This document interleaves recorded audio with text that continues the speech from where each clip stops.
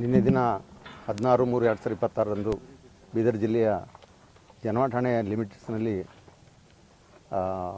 ಕಾಳಸಂತೆಯಲ್ಲಿ ಗ್ಯಾಸ್ ಸಿಲಿಂಡರ್ಗಳನ್ನು ಸಾರ್ವಜನಿಕರಿಗೆ ಮಾರಾಟ ಮಾಡ್ತಾರೆ ಅಂತ ಗೊತ್ತಾದ ಮೇಲೆಗೆ ಎಲ್ಲ ನಮ್ಮ ಅಧಿಕಾರಿ ಸಿಬ್ಬಂದಿಯವರು ಅಲ್ಲಿ ಹೋಗಿ ನೋಡಲಾಗಿ ಅಲ್ಲಿ ಶರೀಕರನೋ ಹೊಲದಲ್ಲಿ ಸುಮಾರು 105 ಸಿಲಿಂಡರ್ಗಳು, ಅದರಲ್ಲಿ 22 ಫುಲ್ ಸಿಲಿಂಡರು ತುಂಬಿದ್ದು ಸಿಲಿಂಡರು, ಉಳಿದ ಎಲ್ಲ 83 ಸಿಲಿಂಡರ್ಗಳು ಖಾಲಿದ್ದು.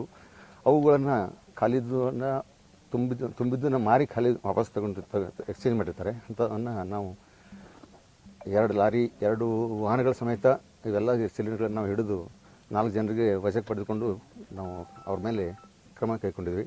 ಈ ವಿಚಾರಣೆ ಮಾಡಲಾಗಿ ಈ ಗ್ಯಾಸ್ ಸಿಲಿಂಡರ್ಗಳನ್ನು ಕಾಳಸಂತೆಯಲ್ಲಿ ಹೆಚ್ಚಿನ ಬೆಲೆಗೆ ಇವರು ಮಾರಾಟ ಮಾಡ್ತಾರೆ ಅಂತ ಗೊತ್ತಾಯಿತು.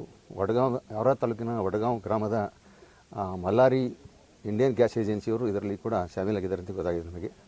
ಈಗ ಇನ್ನೂ ಪ್ರಕರಣ ತನಿಖೆ ಮಾಡ್ತಾ ಇದ್ದೀವಿ. ಮಧ್ಯವರ್ತಿಗಳು ಗ್ಯಾಸ್ ಏಜೆನ್ಸಿ ಕಡೆಯಿಂದ 1300 1400 ರೂಪಾಯಿ ತೆಗೆದುಕೊಂಡು ಸಾರ್ವಜನಿಕರಿಗೆ 2000 ರೂಪಾಯಿಗೆ ಮಾರಾಟ ಮಾಡ್ತಾರೆ ಅಂತ ನಮಗೆ ಇಲ್ಲಿವರೆಗೆ ಗೊತ್ತಾಗಿದೆ. ನಮಗೆ ಸದ್ಯ ಇನ್ನೂ ತನಿಖೆ ನಡೆದಿದೆ, ಇನ್ನೂ ವಿಚಾರಣೆ ಮಾಡಿ ಅದರೆಲ್ಲ ತಿಳ್ಕೊಬೇಕಾಗಿದೆ. ನಾವು ಕಾಳಸಂತೆಯಲ್ಲಿ ಎಲ್ಲೇ ಮಾರಾಟ ಮಾಡಿದ್ರು ಕೂಡ ಸಾರ್ವಜನಿಕರು ನಮಗೆ ಮಾಹಿತಿ ಕೊಟ್ಟರೆ ನಾವು ಅವ್ರ ಮೇಲೆ ಕ್ರಮ ಕೈಗೊಳ್ತೀವಿ. ಕಾಳಸಂತೆಯಲ್ಲಿ ಮಾರಾಟ ಆಗದಂಗೆ ನೋಡ್ಕೊಳ್ತೀವಿ. ಸರ್, ನಿಯಮಾನುಸಾರ ಏನಿದೆ ಅದು ಮಾಡ್ತಾರೆ.